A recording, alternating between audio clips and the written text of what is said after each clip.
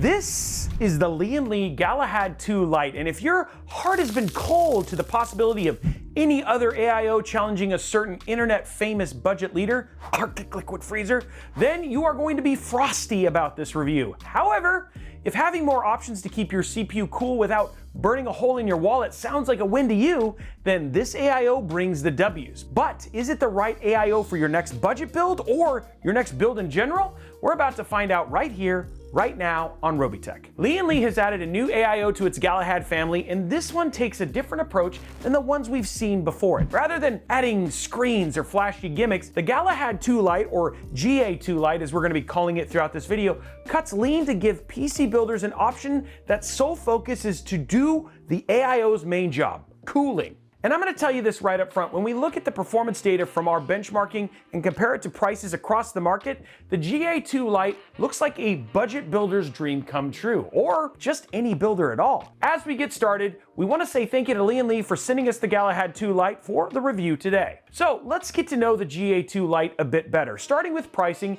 and where it lands in comparison to other AiOs like it. For starters, the GA2 Lite is available in either a 240mm or 360mm version, and each of those sizes is available with either performance-focused non-RGB fans or ARGB fans. Also, both versions are only available in black, so no white variant at this point in time. As for pricing, the GA2 Lite ranges from $85 for both 240mm versions, $100 for the 360mm with ARGB fans, and $105 for performance-focused 360mm version. Since we're looking at the 360mm ARGB version, we'll be comparing prices at that $100 level. For price comparisons, we have AiOs like the Cooler Master Master Liquid 360L Core, the MSI MAG Core Liquid A13, and Corsair Nautilus 360RS, with the Arctic Liquid Freezer 3 coming in at around the same price point. So from a price standpoint, the GA2 Lite is not light on competition, but the price only tells one part of the GA2 Lite story. Moving on to compatibility, the GA2 Lite keeps things incredibly simple.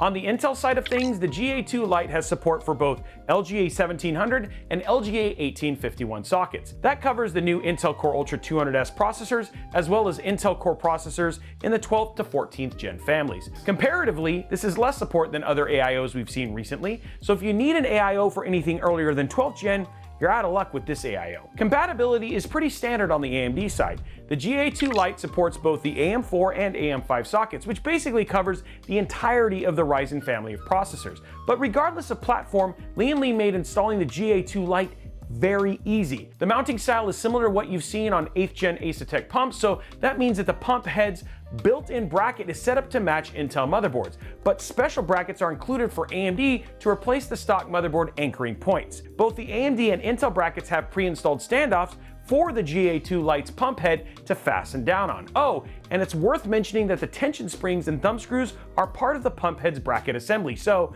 no need to worry about springs or dropping screws or anything like that, which we never do. Also, this is a pretty nice feature at this particular price point. That being said, the Intel bracket does use plastic spacers that don't quite fit as snugly as we'd like. However, they aren't as loose as the ones we've seen on other AiOs. But do you know what fits snugly under your mouse pointer? The like, subscribe, and notification bell button here at Robeytech and Robeytech Live. Since we mentioned an ASUS pump, let's talk about the GA2 Lite's pump. While it isn't technically an 8th gen ASUS pump, it is inspired by it. Interestingly, it's the same pump Lian used in their HydroShift series of AiOs. This pump has an operating range of up to 3,800 RPM. It's paired with 27mm thick radiators and fans that, quite honestly, look good for a $100 AiO. The ARGB model that we're testing is equipped with 120mm fans that are 28mm thick, which is slightly thicker than the average fan. These things push up to 79 CFM at an air pressure of 5.1 mmH2O. As for noise level, they have an operating noise of around 34.8 decibels. It's also worth noting that these fans do come pre-installed. The fans are neatly daisy-chained, and there is only one cable that comes off the fans. This cable eventually splits into a 4-pin fan header and RGB connection, And what's surprising here is that the RGB connection is not a proprietary connection. You can go directly to your motherboard to control your RGB. Now the pump head is also a single cable that runs from it to your motherboard fan and RGB headers. But if you're using the GA2 Lite with a motherboard that has limited ARGB headers, the cable for the Radiator fan does have a header that you can tie the pump into.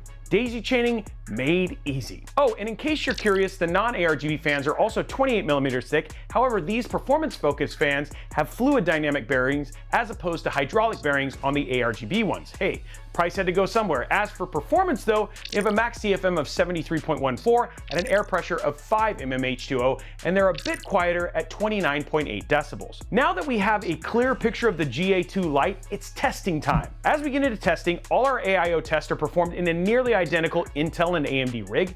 Notes on the screen here for details. Feel free to pause if you just want to see it all. All of this is done under the same conditions to keep the data as clean as possible.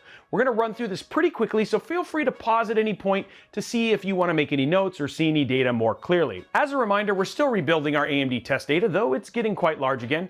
We're definitely grateful for your patience here. Every time we start to update our lists, we basically have to get pulled away from it. Hey, we just got finished with GPU hell, but we'll get there, and we have some interesting AiO tests in the work that you are not going to want to miss. Okay, let's get into the data, starting with our Intel bench. Starting at CPU idle, the GA2 Lite held thermal averages of around 27 degrees Celsius. This put it in line with AiOs like the Lian HydroShift 360S and the NZXT Kraken Elite 360 V2.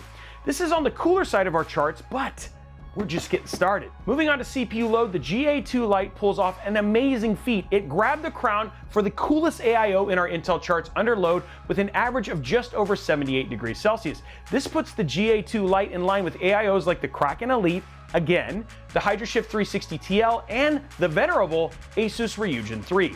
In other words, the GA2 Lite is doing something incredibly right here.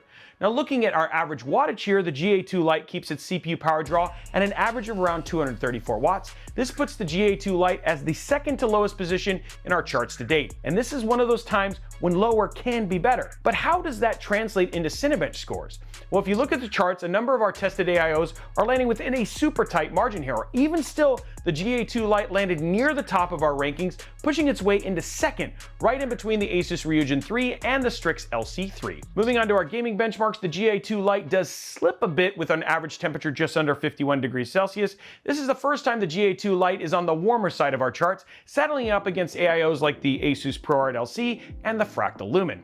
Now from a power draw standpoint, the GA2 Lite continued to move to the higher end of our charts with an average of around 103 watts. Moving on to the AMD side, the GA2 Lite rallied, keeping the Ryzen 7 7700X cool and in control of the lead in most of our tests. With an average temperature just under 37 degrees Celsius, the GA2 Lite was ever so slightly warmer than the Asus ProArt LC3, but still on the frosty end. However, under CPU load, the GA2 Lite showed what it's capable of. With an average temperature of just under 84 degrees Celsius, the GA2 Lite secured the lead in our AMD CPU load test charts.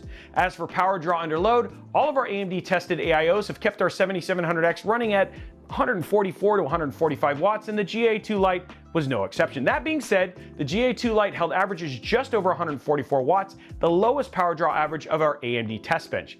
And in our AMD Cinebench scores, this shot the GA2 Lite up to the top of our charts, but let's talk about gaming. In our 1440p AMD gaming benchmarks, the GA2 Lite held average temperatures under 51 degrees Celsius. If you're paying attention, that is nearly identical to our Intel bench. There was just less AiOs to compete with here. And the story continues here when we look at power draw on AMD. In gaming, the GA2 Lite averaged just under 75 watts. This put the GA2 Lite in first place, right under the Kraken Elite V2. Now, one other data point here on noise levels. We recorded the GA2 Lite at around 51 decibels with fans running at around what are called gaming benchmarks, and under 68 decibels with fans running at 100% under full CPU load. For context, the decibel range is the difference between a conversation and a noisy restaurant. It's not the quietest AiO we've ever tested, but then again, some people can tolerate noisy restaurants better than others, and still, it's not going to be the loudest part of your case. I'm guessing your fans will be louder. Okay, so let's look at the relative value with some fancy math. As a reminder, we're looking at CPU thermal max, which is 100 degrees Celsius, minus the CPU temperature under load. Then we divide that number by the retail price. This gives us a dollars per degree of cooling value, which we can then score and compare In this case, lower is better. These numbers are based off the data we collect from our Intel benchmarks and the MSRP at launch. Understand that values will change over time, but you can do the math to see where things land today. With a relative value of 7.7, the Lian Galahad 2 Lite is positioned right in line with both the Arctic Liquid Freezer 3 AIOs at 7.6 for non-RGB equipped and the 8.3 for ARGB equipped one. So the GA2 Lite lands smack in the center of the cost-conscious landscape with really strong performance overall. With all of this in mind, is the Lian Galahad 2 Lite worth considering for your next AIO? If you're on a budget looking for performance and want a no-frills AIO that cools well, is easy to install, and looks clean out of the box, the Lian Galahad 2 Lite is worth considering. It proved itself repeatedly in our benchmarks to be a solid performer on both Intel and AMD platforms. That being said, we do have a few considerations worth pointing out. The first one is the GA2 Lite is a bit noisier than other AIOs we've tested. So if you have sensitive ears or you have your PC in a location where